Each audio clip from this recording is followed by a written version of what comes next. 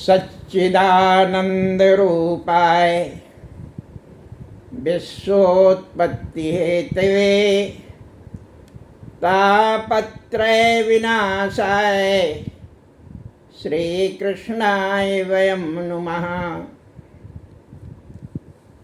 प्रकृति पंचभूतानि ग्रहालोकासुरस्तथा दिशा कालश्च सर्वेषां सदा कुर्वन्तु मंगलम्।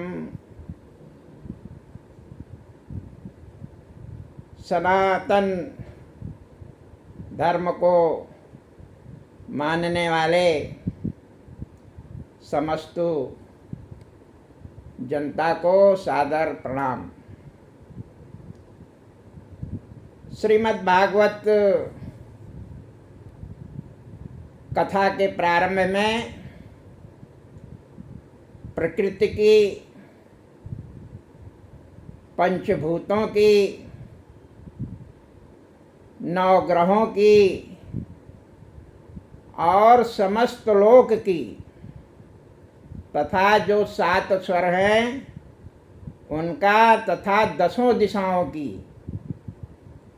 और जो काल है वर्तमान भूत भविष्य सबका पूजन किया जाता है और सबका आवाहन किया जाता है कि उपस्थित होकर के हमारे इस कार्य को पूर्ण करें और मंगलकारी बनावें। तो उसके बाद जो है हम लोग जो हैं वो शांति पाठ करते हैं। ओम द्यौ शांति, अंतरिक्ष शांति, पृथ्वी शांति, आकाश शांति, शांतिरोषधया शांति, वनस्पतया शांति, शांति विश्वे देवा शांति, ब्रह्म शांति, सर्व शांति, शांतिरेव शांति, सामा शांतिरेव। ओम शांति शांति शांति। बंधुओं, सबसे पहले समस्त पूजा पाठ और शास्त्र अध्ययन के लिए सबसे आवश्यक है कि हम जो है स्वस्थ रहें और स्वस्थ रह करके ही कोई भी साधना की जाती है, कोई कार्य किया जा सकता है। अगर स्वस्थ नहीं है तो कोई भी कार्य संभव नहीं है। तो श्लोक आता है कि धर्मार्थ काम मोक्षाणाम शरीरं साधनं यतः सर्वकार्येऽन्तरं शरीरस्य हितरक्षणम्। हमें जो है अपने स्वास्थ्य की चिंता करनी चाहिए। इसीलिए शास्त्रों में कहा गया है शरीर माध्यम खलु धर्म साधनम। तो अगर यह शरीर स्वस्थ रहेगा, समय से हम उठेंगे, बैठेंगे, नियमित पूजा पाठ करेंगे, तभी हम स्वस्थ रहेंगे और किसी भी प्रकार का यज्ञ हौत्र कर्म या कोई भी कार्य कर पाएंगे। अगर हम अस्वस्थ रहेंगे और हमें हमारा शरीर ही भारू रहेगा तो हम दुनिया में कोई कार्य कर नहीं सकते। इसलिए जो है शास्त्रकारों ने कहा है कि शरीर माध्यम खलु धर्म साधनम। हमें ब्रह्म मुहूर्त में समय से उठना चाहिए और अपना जो जीवन का जीवनचर्या है उसे समय से करना चाहिए। अब आज के अवसर पर हम सनातन धर्मियों के समक्ष कुछ बात रखना चाहते हैं। सनातन धर्म में कुछ मुख्य चीज़ें हैं जिनको करने के पश्चात ही हम सनातन धर्मी कहलाएंगे और किसी भी शास्त्र का अध्ययन करने में हम सक्षम होंगे। तो हमारे कुछ मान्य बिंदु हैं, जैसे हम लोग जो हैं वो ओम ओम और स्वास्तिक स्वास्तिक भी जानते हैं कि सनातन धर्म में बहुत महत्वपूर्ण चिन्ह है। ओम जो है प्रणव है, गाय, गंगा, पीपल, तुलसी, ये हमारे आराध्य हैं। जो कोई इन चीज़ों की आराधना नहीं करता, इनके प्रति अपना आदर व्यक्त नहीं करता, उसे सनातन कहलाने का कोई बहुत अधिकार नहीं है। और इसलिए हम सब लोगों को इन विषयों का या इन चीज़ों का ध्यान रखना चाहिए।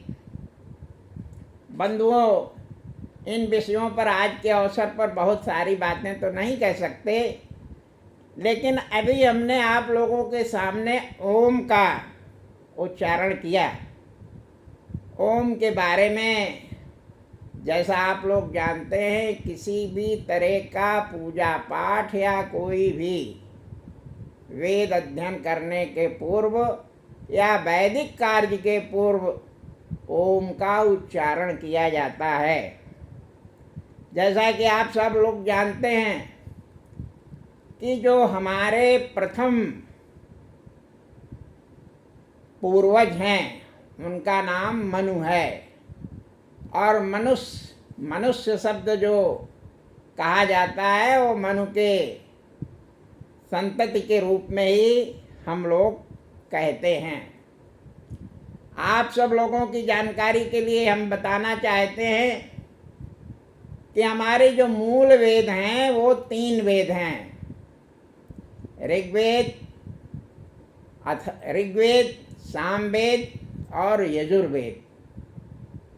और हमारे त्रिदेव हैं, ब्रह्मा, विष्णु, महेश, जैसा आप सब लोग जानते हैं और बहुत बताने की आवश्यकता नहीं है।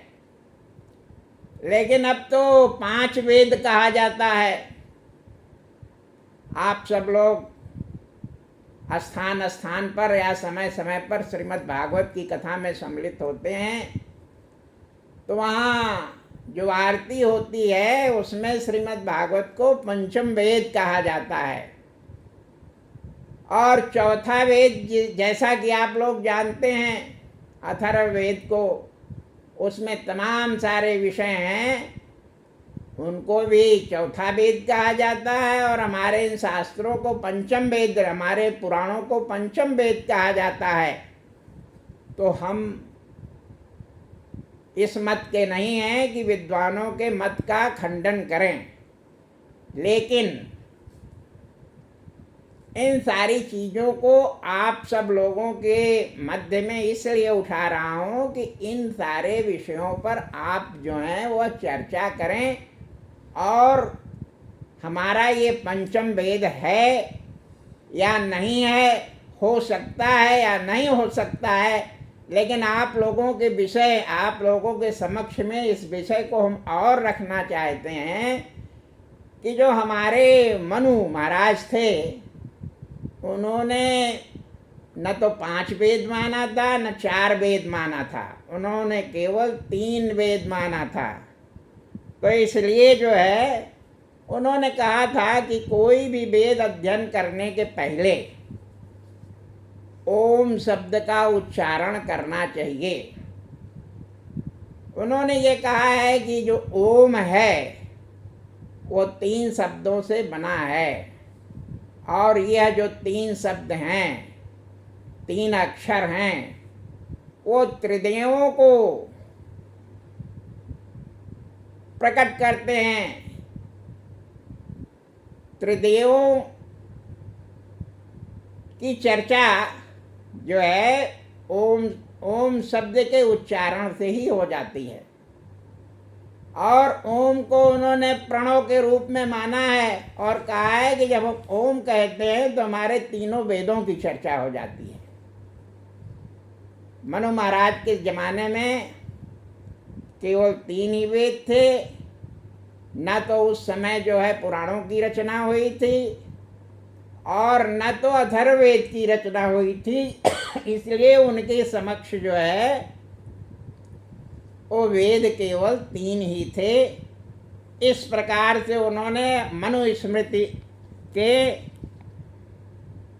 2 अध्याय के श्लोक नंबर 74 में लिखा है, हिंदू परंपरा में सबसे पवित्र शब्द ओम को माना गया है।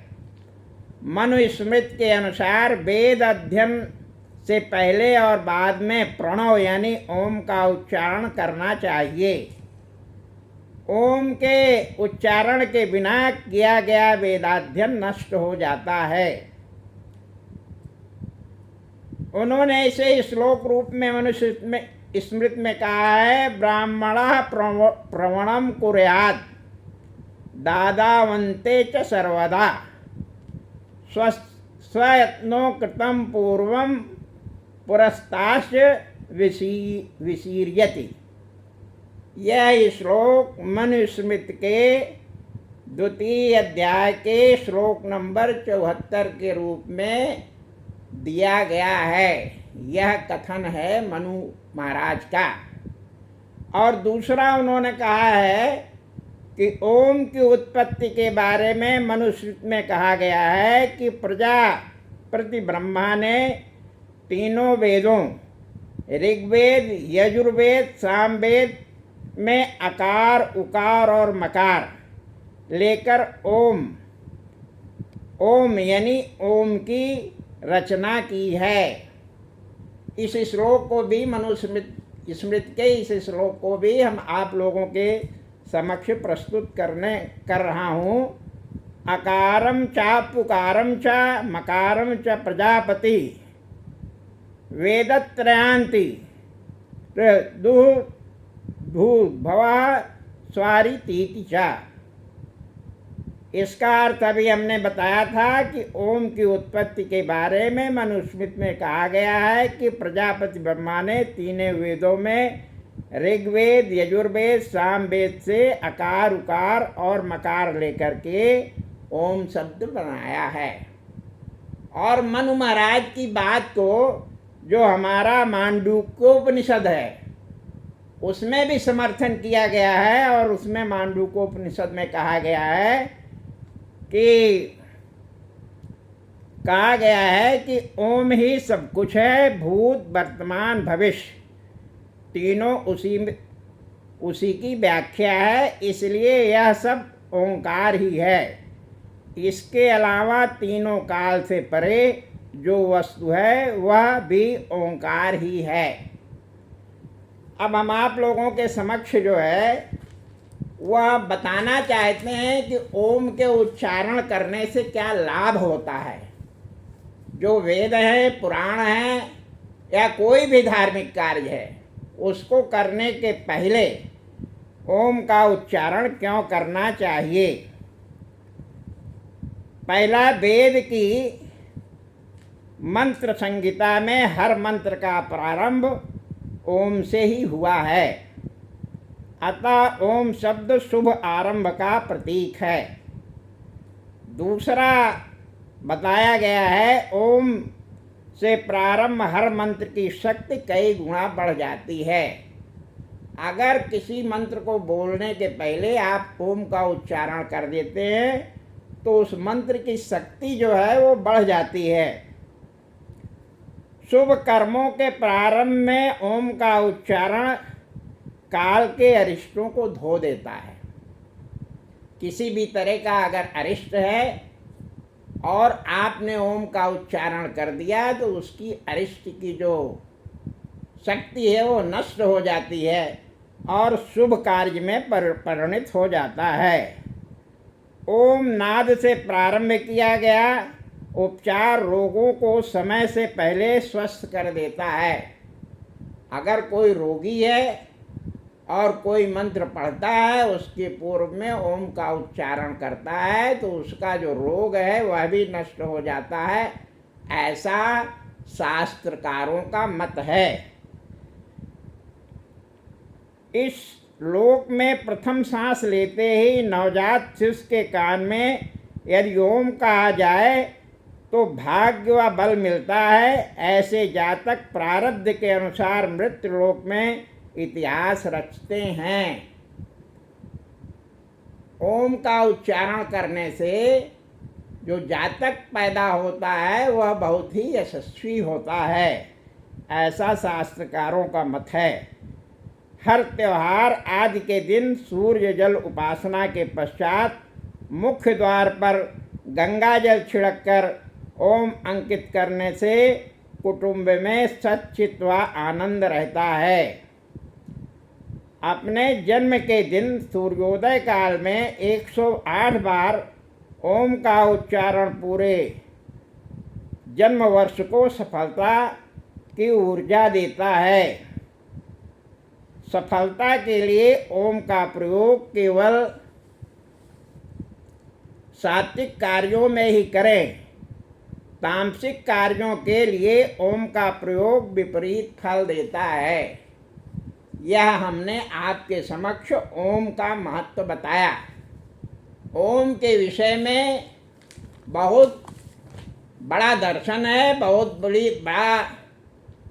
बड़ी बात है, लेकिन आज इतना अवसर नहीं है कि ओम के बारे में और गाय के बारे में, गंगा के बारे में, या अभी तुलसी की चर्चा किया, तुलसी के बारे में, पीपल शब्द के बारे में, पीपल वृक्ष के बारे में चर्चा करें, क्योंकि आगे आने वाले दिनों में वह सारी चर्चा और उसके जो गंभीर अर्थ हैं उसको भी आप लोगों के समक्ष रखा जाएगा।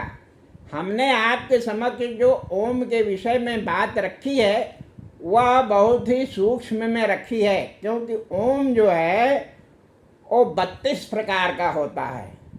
और ओम का जो लोग लिख करके अपने घरों में लगाते हैं या उच्चारण करते हैं, उसके जो महत्व हैं उसके उच्चारण करने के स्वरूप से जो है उसका महत्व और बढ़ जाता है। अब हम इस बात को अगले कार्यक्रमों में रखेंगे। आज जो है अगर इस विषय को रखा जाएगा तो समय कम हो जाएगा और विषय जो है पूर्ण जो हम आप लोगों के समक्ष श्रीमद् भागवत का ले आना चाहते हैं वो आ नहीं पाएगा।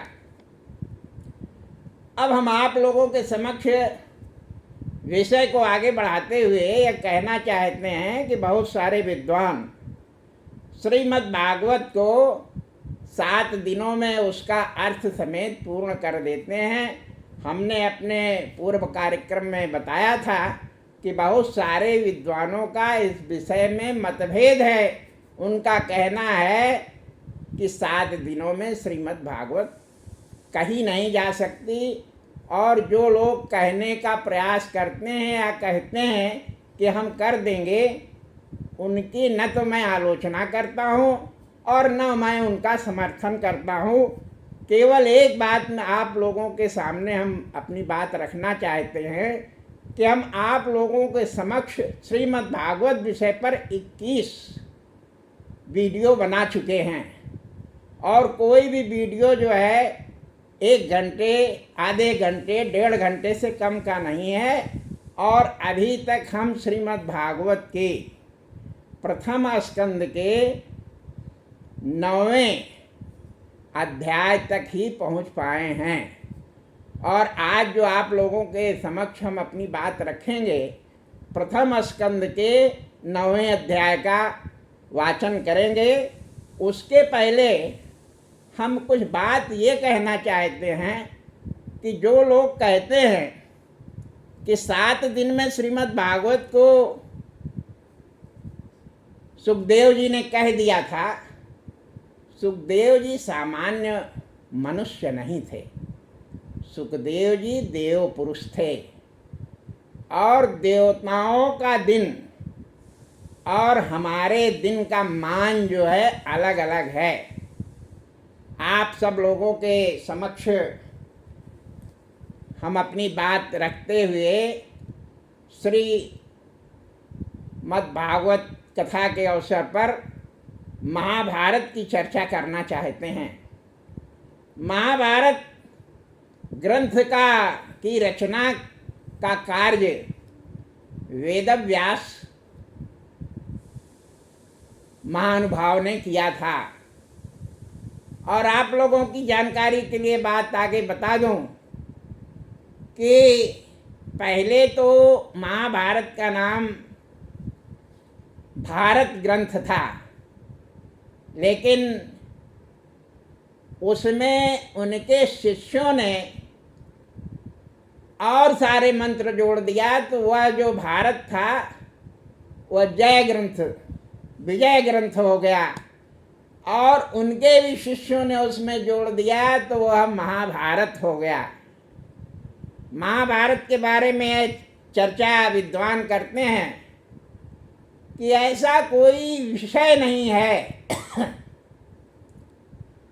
चाहे काल गणना के बारे में हो, ज्योतिष के बारे में हो, समाज व्यवस्था के बारे में हो, न्याय व्यवस्था के बारे में हो, शास्त्र का कोई भी अंग, चाहे युद्ध कौशल की, युद्ध नीति की बात हो, लोक नीति की बात हो, किसी भी विषय में जो बात ऐसा विद्वानों का मत है कि महाभारत में नहीं है, वह दुनिया में कहीं है ही नहीं, यह मान लेना चाहिए। कहने का तात्पर्य यह है कि ऐसा कोई विषय नहीं है जो महाभारत में वेदव्यास और उनके शिष्यों ने लिखा न हो। अब चूंकि उनके शिष्यों ने भी जो महाभारत में कार्य को जोड़ा है वह भी वेदव्यास की ही कृति मानी जाती है, और वेदव्यास ने ही श्रीमद् भागवत को भी लिखा है। तो उनके गुरु, उनके शिष्य या उनका पूरा परिवार जो है वह जो बात को, जिस बात को मानता है उस बात को कम से कम कोई माने या ना माने, हमें और जो हमारे सुधी श्रोता हैं उनको तो मानना ही चाहिए, क्योंकि उन्होंने श्रीमद् भागवत महाभारत के 231 अध्याय में लिखा है कि काल गणना कैसे की जाती है, काल गणना क्या है, सामान्य पुरुष का दिन क्या है और देवताओं का दिन क्या है। यह मैं नहीं कह रहा हूँ, अध्याय 231 महाभारत का जो अध्याय है उसमें उन्होंने इसका निरूपण किया है, और उस वैदिक गणित के अनुसार किया है कि क्या होता है। उन्होंने कहा है कि जो हम आप आँख जितनी देर में मूंदते हैं और खोलते हैं, इसको निमिष कहते हैं।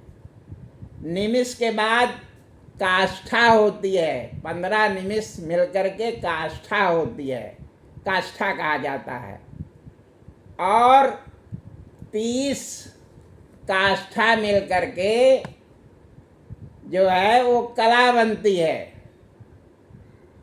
तो कला काष्ठा मिलकर के मुहूर्त बनता है, और 30 मुहूर्त का एक दिन और रात होता है। एकदम वैदिक गणित के हिसाब से उन्होंने मानदंड स्थापित कर दिया है, उस काल की गणना आप भी कर सकते हैं। और उन्होंने आगे कहा है कि जो हमारा ये 30 काष्ठा या 30 मुहूर्त का दिन और रात बनता है, ऐसे 30 मुहूर्तों का मिलकर के माह बनता है, और 12 माह बन करके एक संवत बनता है। उसमें जो है 2 आयन होते हैं, माने 6 महीने जो है वो उत्तरायण होता है और 6 महीने दक्षिणायन होता है। और जो उत्तरायण होता है उसको दिन माना जाता है, और जो दक्षिणायन होता है उसको रात मानी जाती है। अपने यहाँ शास्त्रों में है कि कोई भी कार्य, चाहे यात्रा का कार्य हो, शुभ कार्य हो, कोई भी कार्य रात्रि में नहीं करना चाहिए, क्योंकि रात्रि जो है विश्राम के लिए बनाई गई है। इसी तरह से देवताओं का जो ये रात का समय है, माने दक्षिणायन है, इसमें कोई कार्य नहीं होता, यह रात्रि का काल होता है। और उत्तरायण जो है वो दिन का काल होता है। तो दो उत्तरायण, एक उत्तरायण और दक्षिणायन मिलकर के देवताओं का एक दिन होता है। तो जो सुखदेव महाराज ने परीक्षित को सुनाया था, परीक्षित कौन थे? सब जानते हैं कि उनको भगवान श्री कृष्ण ने उनके जन्म के समय ही उनकी माँ के गर्भ में अपना दर्शन दिया था। तो कहाँ सुखदेव जी, कहाँ वेद व्यास जी, कहाँ कौन, कहाँ हम? हमारा तो 24 घंटे वाला दिन है, हमारा तो 15 जो मुहूर्त है वही वाली दिन रात है। हम अपनी तुलना देवताओं से नहीं कर सकते। तो अगर हम लोग महाभारत के काल गणना को मान लें, जो मानना ही चाहिए, तो जो हम लोगों का सप्ताह पारायण होता है वो 7 वर्ष से में ही हो पाएगा, क्योंकि कोई भी विद्वान 7 दिन में श्रीमद् भागवत का वाचन न तो कर पाया है न कर पाएगा। अब किसी को भरमाने के लिए या उसको जो है उसको ठगने के लिए, शब्द अच्छा कहने में नहीं लगता है, ये कह दे कि 7 दिन में हम श्रीमद् भागवत पूरी आपको कथा भी सुना देंगे, वाचन भी कर देंगे, तो भाई उसका कार्य कहे, लेकिन महाभारत के अनुसार तो यह संभव नहीं है। और उनकी तुलना उसी बात का अनुकरण करते हुए हमारे यहाँ तमाम सारे विद्वान जो हैं वो श्रीमद् भागवत जो है कहते हैं कि अगर सुनना है तो समय लगेगा, और नहीं सुनना है 7 दिन में तो हम श्रीमद् भागवत नहीं सुना पाएंगे। वे इस तरह के कार्य को करके अपने सिर पर पाप नहीं लेना चाहते। इसलिए मैं समझता हूँ कि कोई भी गंभीर विद्वान श्रीमद् भागवत किसी को सुनाता नहीं है, और जो सुनाते हैं ये और योग्य होंगे, वो महायोग्य होंगे, इसलिए वो 7 दिन में सुना लेते हैं। मेरी काल गणना के अनुसार जो भागवत, जो महाभारत के अनुसार काल गणना है, जिसको वेदव्यास महोदय ने स्वयं लिखा है, उसके अनुसार अगर 360 को आप 7 से भाग दे देंगे, गुणा कर देंगे, तो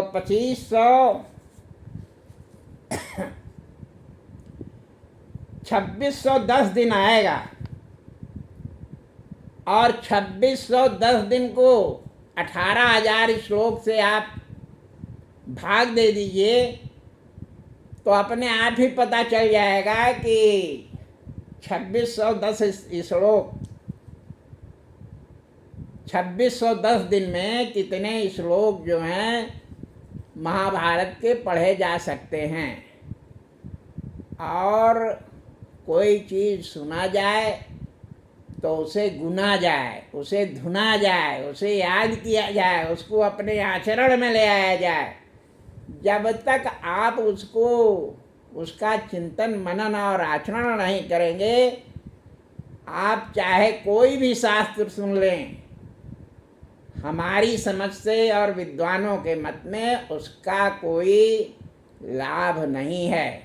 इसीलिए हमने जो है श्रीमद् भागवत के प्रथम अपने वीडियो में कहा था कि आप जो हैं श्रीमद् भागवत विद्वानों से सुनेंगे। अगर कोई विद्वान सुनाने के लिए इच्छुक है और सुनाना चाहता है तो अवश्य सुने। अगर नहीं सुनाना चाहता तो आप जो हैं वो प्रतीक गुरु मान करके, जैसे किसी मंदिर में आप जाएंगे तो उसकी पताका होती है, उसका ध्वज स्तंभ होता है, उसकी कीर्ति पताका होती है, उसका दर्शन करने का भी लाभ उतना ही होता है जितना मूर्ति के दर्शन का होता है। बल्कि कीर्ति पताका का अध्ययन, ऐसा विद्वानों का मत है कि और अधिक होता है।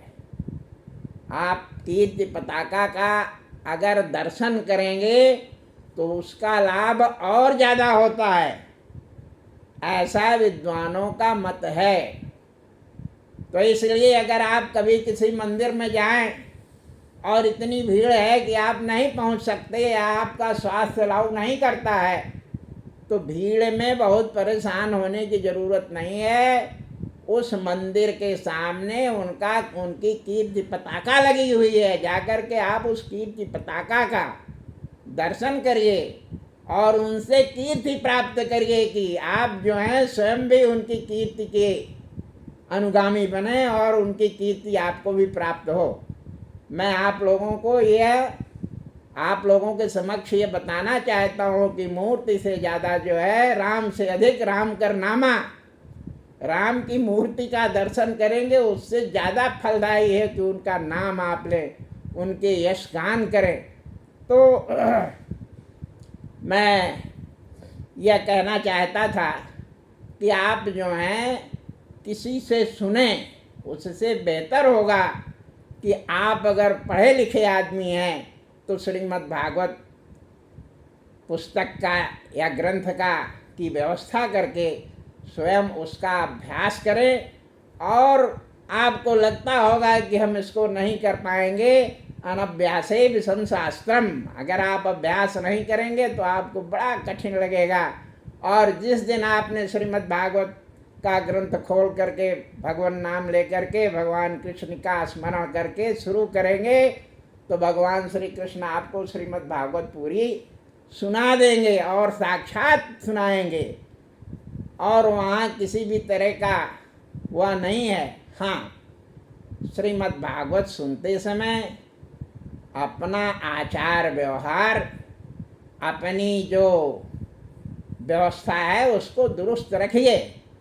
और फल तो देने वाला कोई है ही, वह देगा ही आपको, फल में कोई कमी नहीं होगी। और मार्ग हमने अपने प्रथम वीडियो में ही बता दिया है कि आप किस प्रकार से श्रीमद् भागवत का अध्ययन करिए और पूरा फल आपको मिलेगा। तो यह मैंने आपको श्रीमद् भागवत के बारे में बात बताई। अब हम आपके लोगों के समक्ष जो है श्रीमद् भागवत के प्रथम स्कंद के 9वें अध्याय के का वाचन संस्कृत में और उसका अर्थ हिंदी में आप लोगों के समक्ष रख रहे हैं। आप लोग उसको सुनने का कृपा करें। सूतवाच इति भीति प्रजादोहात् सर्वधर्म विवित्सया ततो विनाशनं प्रागात् दत्तदेववतोपपत् तदा ते भ्रात्रा सर्वे तदश्चेषणभूषिते अन्वगच्छन् थे विप्रा व्यासधौम्यादयस्तथा भगवन्नाम अपि विप्र से रथेन स धनंजया सतब्रा रोचिता नृपा कुबेर योगुहिके दृष्ट्वा विपतिनिपित्तं धुवो दिव्यश्चु तेमिमामरं प्रणौमि पांडवा भीष्मं सानुगा सहचक्रणा। चोज्जनकाय सौनज्ञ इस तरह प्रजाओं के द्रोह से भयभीत हुए युधिष्ठिर संपूर्ण धर्मों को जानने की अभिलाषा से जहाँ भीष्म जी सरसैया पर पड़े हुए थे उस कुरुक्षेत्र को हस्तिनापुर से चल दिए। तब भीमसेन आदि सब भाई तथा व्यास धौम्य आदि ब्राह्मण भी स्वर्णभूषित सुंदर घोड़ों से युक्त रथ पर बैठकर महाराज युधिष्ठिर के पीछे पीछे चल पड़े। हे विप्रकुल श्रेष्ठ शौनक जी, उस समय भगवान श्री कृष्ण वे अर्जुन के साथ रथ पर बैठकर चल दिए। उस समय महाराजा युधिष्ठिर भगवान कृष्ण आदि से घिरे होने के कारण चारों ओर अक्षों से घिरे हुए कुबेर की तरह सुशोभित हो रहे थे। हस्तिनापुर पहुंचने पर भगवान कृष्ण के साथ सपरिवार पांडवों ने स्वर्ग से गिरे हुए किसी देवता सदृश पृथ्वी पर पड़े हुए तेज के पुंज भीष्म जी को देखकर प्रणाम किया। तम ब्रह्मस्या सर्वे देवर्ष सप्तमं राजर्षयश्च तत्रासन धृष्टभर्तो पुंगव पर्वतो नारदो धौम्या भगवान वादरायण बृहश्चो भरद्वाजा शशिष्यो रेणुका सुता।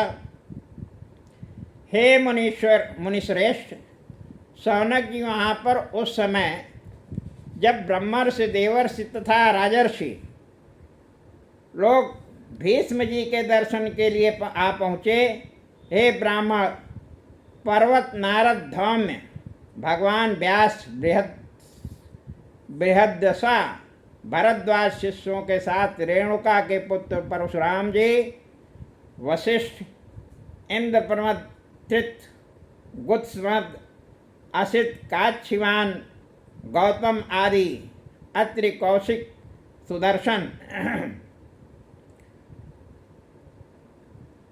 सुदर्शन और भी अनेक श्री शुक आदि विमल मुनि कश्यप तथा बृहस्पति जी अपने शिष्यों के साथ वहाँ आ गए। वशिष्ठ इंद्रप्रमदस्थितो गुत्समतोषिता काच्छीवान गौतमोऽत्रिश कौशिको वध सुदर्शन अन्ये च मुनयो ब्रह्मन् ब्रह्मरातादयो अमला शिष्य रूपतायागमो कश्यपान्दिंग रास अंगिरासादयः तान् समेतान् महाभागान् पलव्या पशुवं पूजयामास धर्मज्ञो देशकालविभागवित् कृष्णाता तत्त्वभावज्ञ आसीनां जगदीश्वरं हृदयस्थं पूजयामाया योगपाता विग्रहम्।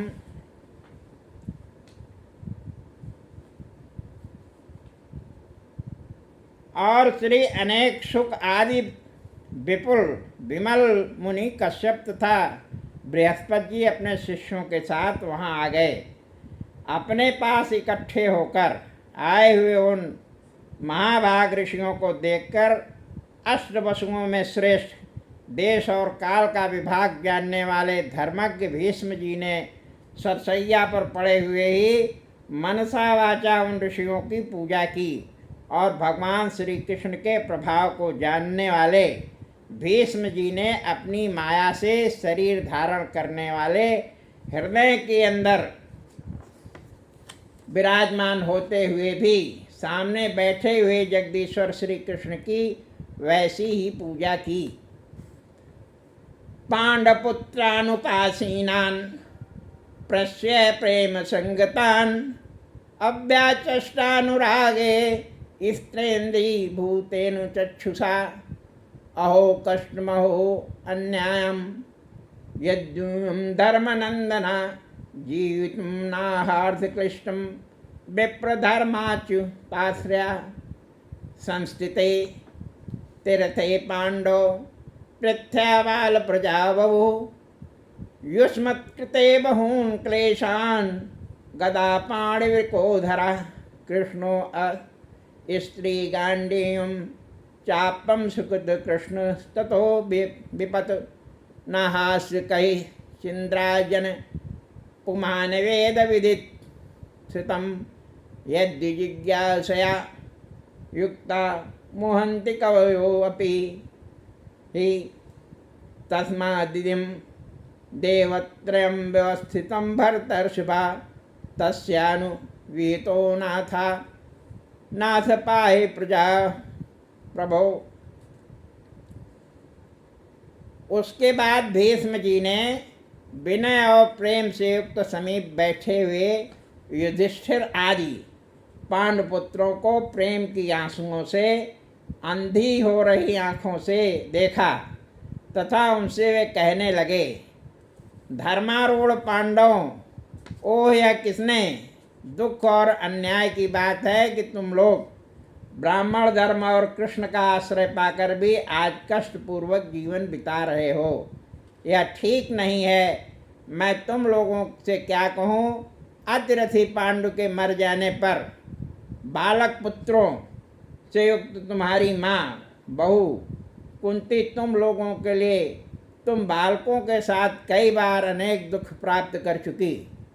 मैं तो यह समझता हूँ कि आज तक जो कुछ तुम लोगों को विपत्तियाँ उठानी पड़ी वह सब काल का ही प्रभाव था, क्योंकि बादलों की पंक्तियाँ जैसे वायु के अधीन रहती हैं, इंद्राज लोकपालों के साथ यह सारा लोक काल के वशवर्ती है। हास्य कही चिद्राजन पुमान वेद विधि सत्तमम यदि जिज्ञासया युक्ता मोहन्ति कयो ह्यपि यस्मा तस्मादिदं दैवतत्त्वं व्यवस्थितं भर्तर्षभा तस्यान्विहितो नाथा नाथ पाहि प्रजापतः। प्रभो एष वे भगवन् साक्षादो नारायणः पुमान् मोहयन्मा ययालोकं गूढश्चरति विष्णुम् अस्यानुभावं भगवान् वेदगुहितं शिवः देवर्षि नारदात् साक्षात् भगवान् कपिलो नृपः यं मन्यसे मातुलेयं त्वयं मृत्युसुहृतम् अकरो सचिवं दूतं शोधातयात् सारिथिं सर्वात्मन् समदृशो हादयन् स्यान हंकृते तत्कृतं मति वैषम्यं निरवध्यं न क्वचिद् तथाप्येकान्त भक्तेषु त्वस्य पुष्मा कंपितं यन्मे असुस्तजः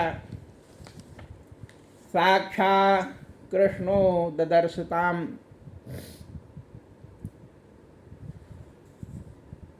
जिन्हें तुम अज्ञान के कारण अपना ममेरा भाई उपकारों की अपेक्षा न कर अपना एक बहुत बड़ा उपकार करने वाला प्रिय मित्र मान बैठे हो और अत्यंत विश्वास होने का कारण तुम्हें इन्हें तुम अपना मंत्री दूत और सारथी बना चुके हो। लेकिन ये भगवान श्री कृष्ण सबकी आत्मा समदर्शी सुख दुख मानापमान आदि द्वंद्वों से शून्य अभिमान रहित तथा राग द्वेष आदि से शून्य है। इसलिए यह नीच कर्म जो मैंने किया है वह मुझे नहीं करना चाहिए, वह मेरे योग्य नहीं था, इससे अवश्य मुझे पाप होगा।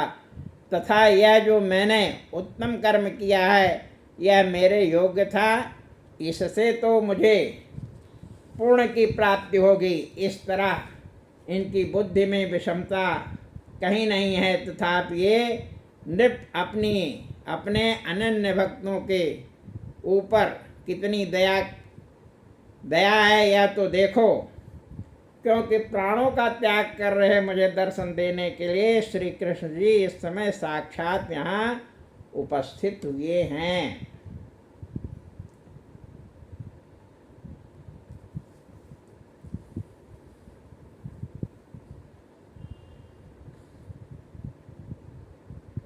सोतुवाच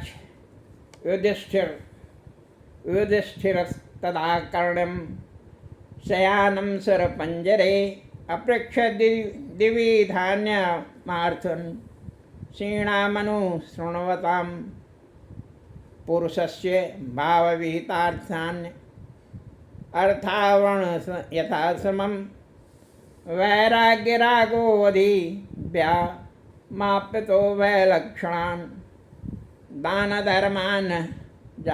धर्मा मोक्ष धर्मान्वि भागशः स्त्रीधर्मान् भगवान् वद्धर्मासन मास व्यास योगन धर्मार्थ काम मोक्षांश्च सहोपाय यथा मुने नाना सांख्यातिहासेन वर्णयामास तत्त्ववित् धर्म प्रदात तस्य सकाला प्रत्युपस्थिता यो योगिनश्च मृत्युर्भरवाच्छित्तुत्तरायणः तदोपस्थ्यंग गिरा सहस्रणी विमुक्त संग मन आदि पुरुषे कृष्णेल पीतपटे चतुर्भूते पुरस्थिते मेलितृभ्य धारयत विशुद्धया धारणा हतासु भस्तीच हेतुषु गतायुद्धभ्य निवृत्त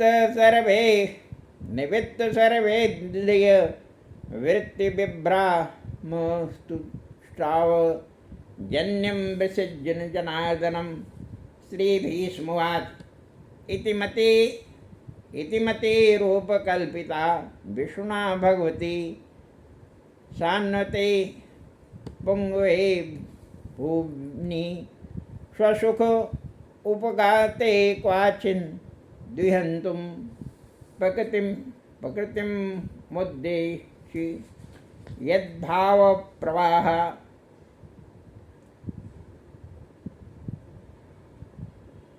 हे मुने, नारद जी के साधारण धर्म, वर्णों के धर्म, आश्रम के धर्म, वैराग्य और राग, अकाम और काम,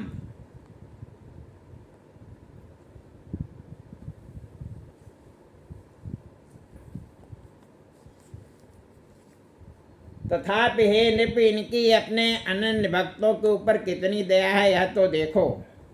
क्योंकि प्राणों का त्याग कर रहे मुझे दर्शन देने के लिए श्री कृष्ण जी इस समय साक्षात स्वयं यहाँ आए हैं।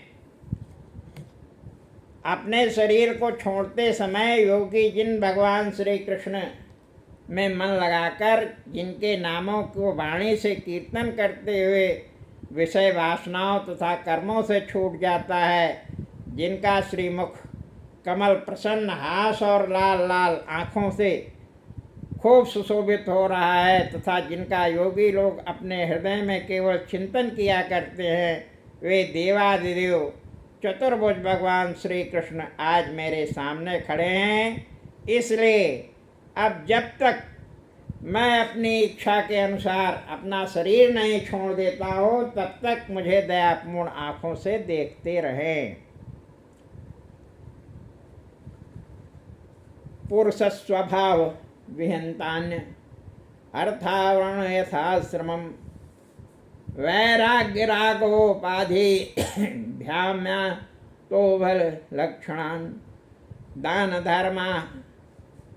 धर्मान्या जो धर्मान्यो छद धर्मान्वि भागशा स्त्री धर्मभाग भगवंतो वद्धर्मान समास व्यास योगता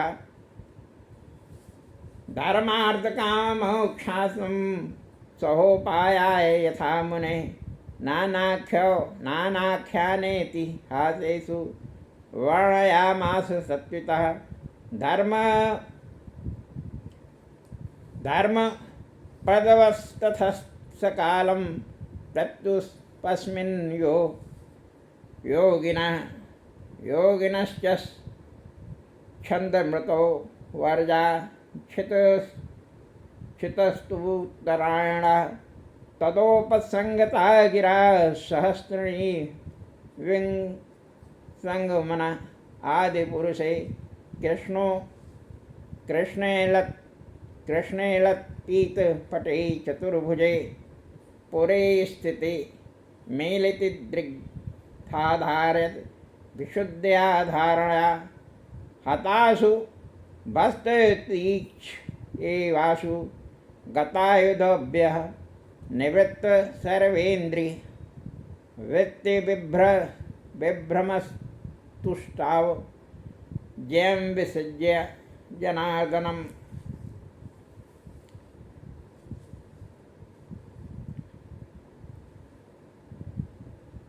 हे ऋषि शौनक जी, भीष्म की तरह उस समय की करुणापूर्व बातें सुनकर धर्मराज युधिष्ठिर ने सरसैया पर शयन कर रहे भीष्म जी से नानाविध धर्म विषयक प्रश्न किया। वहाँ अनेक ऋषि उसे सुन रहे थे। हे मुने, नारद जी के साधारण धर्म, वर्णों के धर्म, आश्रमों के धर्म, वैराग्य और राग, अकाम और काम, इन उपाधियों के क्रमशः कहे गए प्रवृत्ति और निवृत्त रूप धर्म, दान धर्म, राजधर्म, विभाग पूर्वक समदामादि, मोक्ष धर्म, स्त्री धर्म, भागवत धर्म तथा अधिकार के अनुसार निश्चित किए गए उपायों के साथ धर्म, अर्थ, काम तथा मोक्ष, इन सबका संक्षेप में और विस्तार से तत्वविद भीष्म जी ने नाना विधि आख्यानों के अंतर्गत इतिहास में जैसा कहा गया है ठीक उसी के अनुसार वर्णन किया। धर्म प्रदोस्तकाला प्रत्युत्थिपति यो योगिनश्च मृत्योर्वार्षितस्तूरायण तदोपस्यतं गिरः सहस्रिणी विमुक्त संघा मनादिपुरुषे कृष्णे लसत्पीतपटे चतुर्भुजे पुरा स्थिते अमीलित दृग्भ्य धारयत विशुद्धया धारणया हतासु भस्तादीक्ष वासु गतायुधभ्यस्थु निवृत्त सर्वेन्द्रि वृत्ति भ्रम तुष्टाओ जयं विसृजं जनार्दनं। भीष्मोवाच इति मतिरूपकल्पिता वितृष्णा भगवती सात्वत्पुङ्गये विभूम्नि स्वसुख उपगते क्वाचि द्विहन्तु प्रकृति उपेशि यद्भवं प्रवाह त्रिभुवन।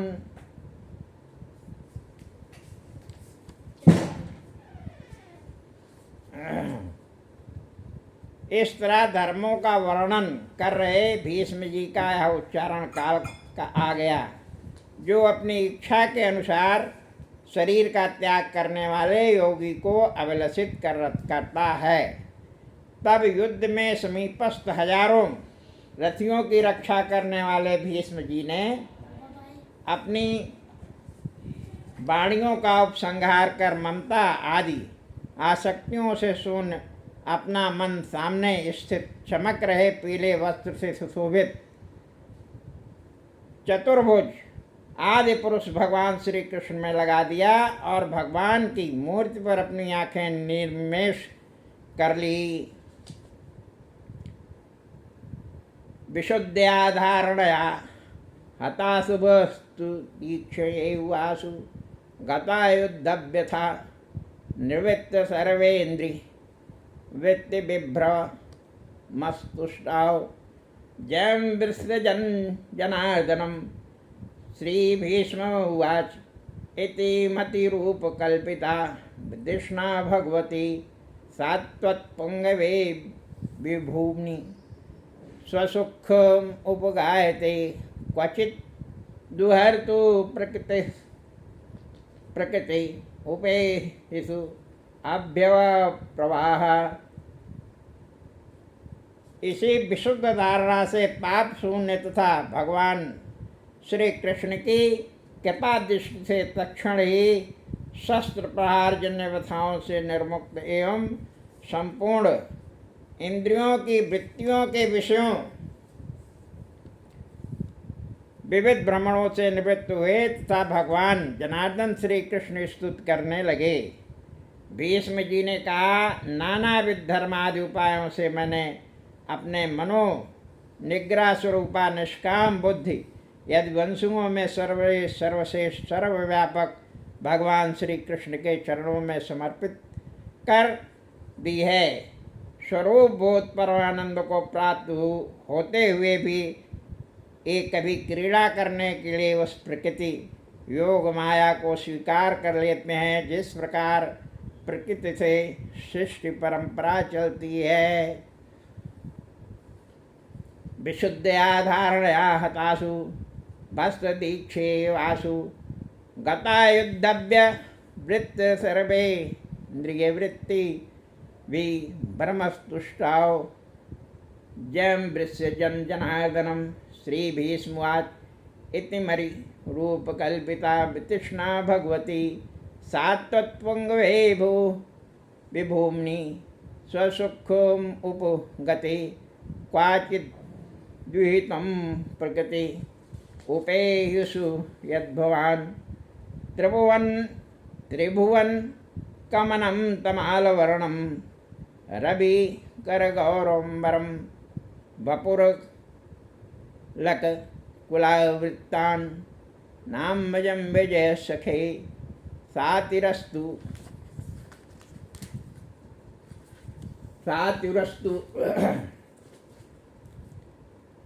में अनुवादा युदितुरग जोविद धूमतिश्व कचितुलो श्रम वांगलुंग कताशे ममे निशित सरे विविधे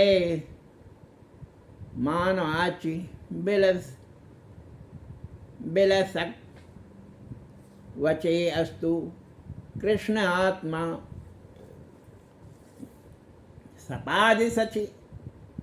सपदि सखी वचो निशम्य मध्य निज पर योबलो रथम निवेश्य स्थवती पर सैनिकायुरु क्षणा यतिवती पार्थ सखे रथी मास्तु मास्तु।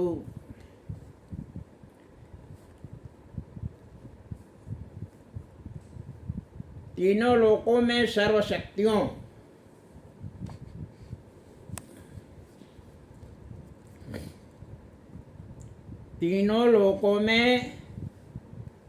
सर्वातिशायी सौंदर्यशाली कमाल के सदृश वर्ण वाले प्रातःकालीन सूर्य की किरणों की भांत चमकीले पीतांबर से सुशोभित तथा धूंधर दार केशों से कमनीय मुख कमल वाले अर्जुन के प्रिय मित्र भगवान श्री कृष्ण में फलाभिसंधि से रहित मेरा प्रेम सदा बना रहे।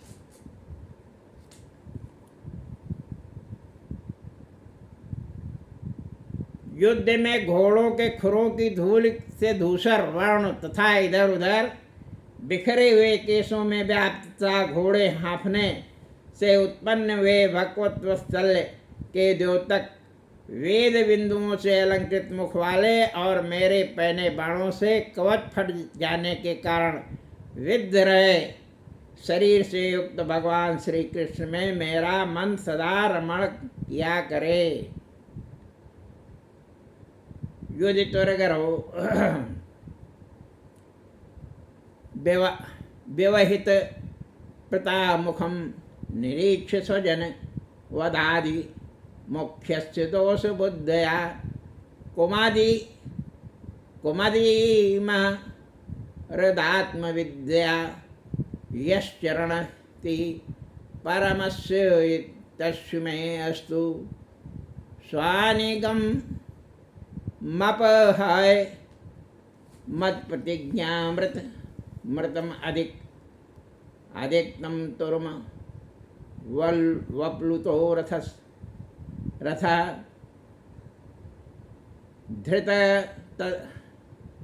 धृतरथश्चरणो अव्ययाचल दुर्गुरिवी हन्तुमिव गतोत्तीर्य शितविशिखहतो विशीर्णदशं क्षतजप परिलुप्तम आतितायिनो प्रसभ विसरसार मध्यार्थ सा भवत में भागवता गति गति मुकुंदम।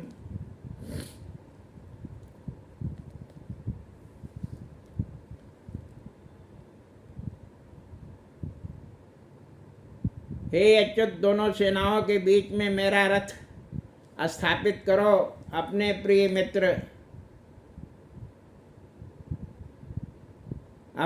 मित्र अर्जुन की यह बात सुनकर तक्षण ही पांडवों और कौरवों की सेना के बीच रथ खड़ा करके उस पर बैठे हुए यह भीष्म, यह द्रोणाचार्य, यह कर्ण तथा इत्यादि नाम पूर्वक प्रत्येक वीरों का परिचय दिलाने के लिए काल दृष्टि से दुर्योधन के सभी सैनिकों की आयु का हरण कर अर्जुन को व्यय दिलाने वाले भगवान श्री कृष्ण में मेरा प्रेम सदा बना रहे।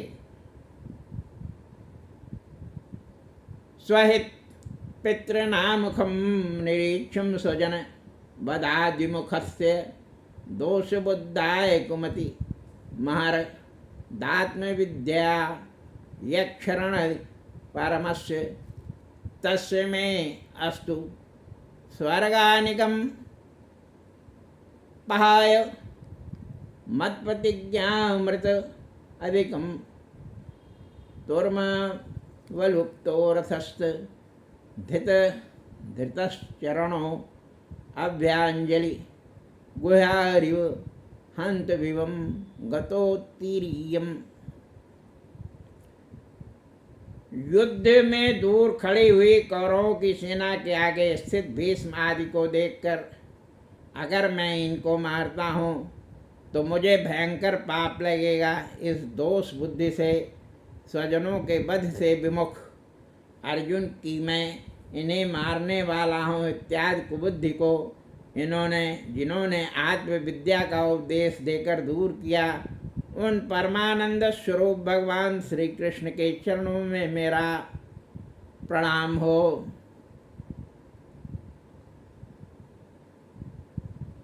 मैं बिना शस्त्र धारण किए ही अर्जुन की सहायता करूँगा। यह अपनी प्रतिज्ञा छोड़कर मैं श्री कृष्ण के शस्त्र ग्रहण कराकर छोड़ूंगा। इस मेरी प्रतिज्ञा को भली भांति सत्य करने के लिए रथ पर बैठे हुए जो भगवान सहसा रथ से नीचे उतरकर हाथ में रथ का पहिया लेकर के मेरी ओर उस प्रकार झपटे जिस प्रकार हाथी की ओर मारने के लिए सिंह झपटता है, उस समय मारे क्रोध के अपनी मनुष्य लीला भूलकर ऐसे चल रहे थे कि उनके उदर में स्थित संपूर्ण भुवनों के भार से पृथ्वी पग पग पर डगमगा रही थी और इनका चादर रास्ते में ही धूल साफ कर रहा था।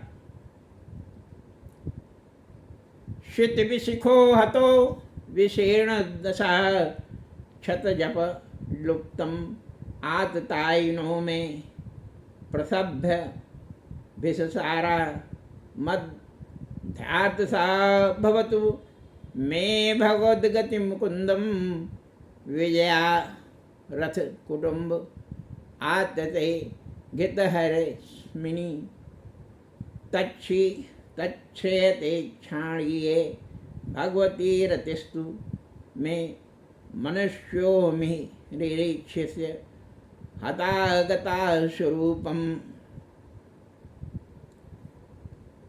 इस तरह जब भगवान श्री कृष्ण मेरी ओर दौड़े तब आततायी धनुर्धारी मैंने अपने तीखे बाणों से इनके ऊपर प्रहार किया, अतः इनका कोच कटकर पृथ्वी पर जा गिरा और इनका सारा शरीर रक्त से व्याप्त हो गया। उस समय अर्जुन ने जबरदस्ती रोकने पर भी उनकी बातों का कुछ ख्याल न करके मुझे मारने के लिए सम्मुख आकर डट गए।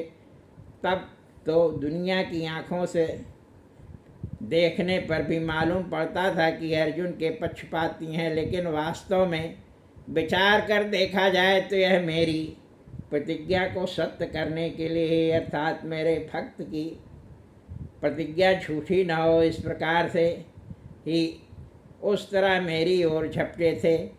ऐसा भक्त वत्सल भगवान मुकुंद मेरी गति हो।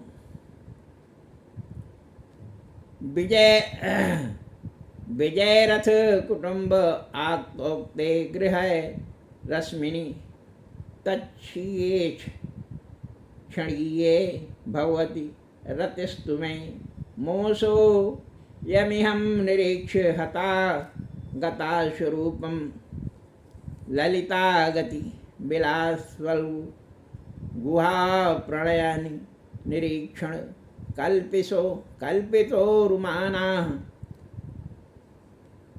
कृत मनोकृतवत्थ उन्माद्धा प्रकृति किल यश गोपवध्वा।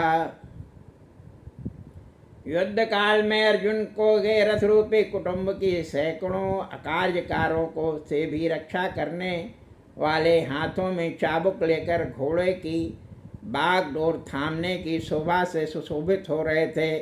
भगवान श्री कृष्ण में मुझ मुमूर्त की सप्रेम भक्ति हो, जिन्हें देखकर इस महाभारत की लड़ाई में मरे हुए वीर भक्त वास्यरूप मुक्ति को प्राप्त हो चुके हैं, उन भगवान में मुझे मुमूर्ष की प्रीति हो। ललित गयन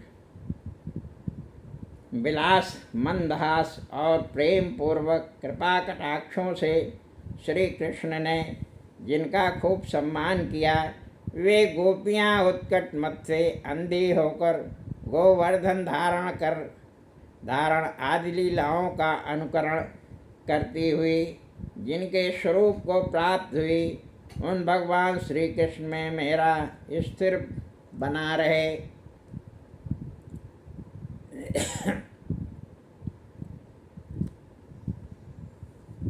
मुनिगणा निपवर्य संकलयन्त तदपि युधिष्ठिरराजसु येषाम् आहरणम् उपवेद ईक्षणीयो मम दृश्यगोचरः एष अविरात्मा तमेव भजं शरीरभाजां हृदि तिष्ठताम् आत्मसंकल्पिता प्रतिदृशाम्य नेकधार्क मे के समाधिक्तो अस्मि विदुविते भेदमोह।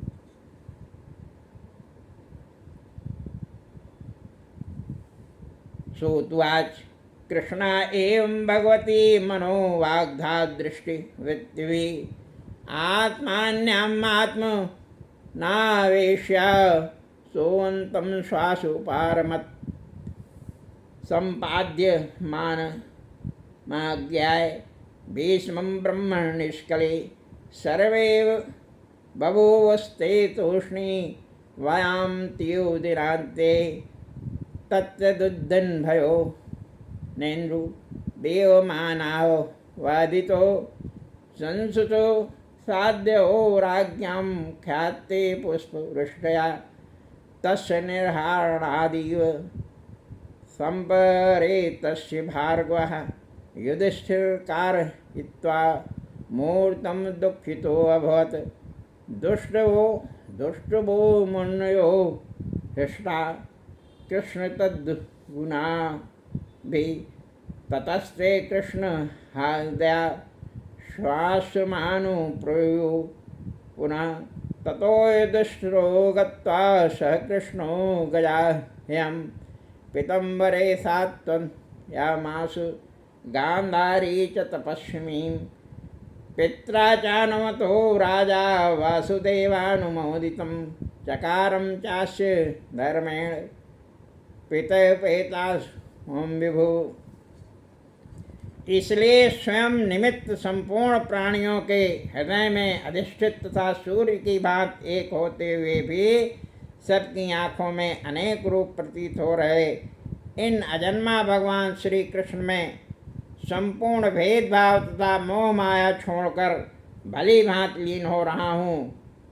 सूत जी ने कहा कि इस प्रकार उन भीष्म ने परमात्मा श्री कृष्ण के स्वरूप में मन वाणी और दृष्टियों की कृतियों के साथ अपनी बुद्धि स्थापित करके लीन हो जाने पर उनके श्वास बाहर न निकलकर भीतर ही विलीन हो गए। उपाधि शून्य परमात्मा स्वरूप में भीष्म जी मिल गए। यह जानकर वहाँ पर उपस्थित हुए व्यास आदि सभी ऋषिगण उस प्रकार मौन हो गए जिस प्रकार सायंकाल में पक्षी।